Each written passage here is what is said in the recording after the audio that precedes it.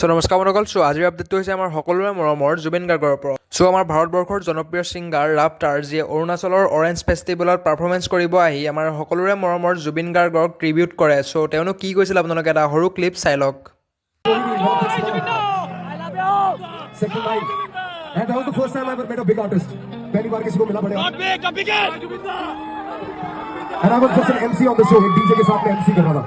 From that journey to this, I always thought कि कभी जुबिन दा मिलेंगे तो मैं जुबिन दा को मिलके बताऊंगा कि दा आपको शायद याद भी नहीं होगा कि 2007 में आपके लिए ओपन किया था मैंने. But I feel like today is the day I can do something for him. Yes! बिना तेरे लाइक करो ना बिन तेरे तेरी करो ये दिल बन जाए पत्थर का ना इसमें कोई हलचल हो सनम पे हाँ इश्क पे हाँ तुम पे हाँ दबक पे हाँ मिटा दूं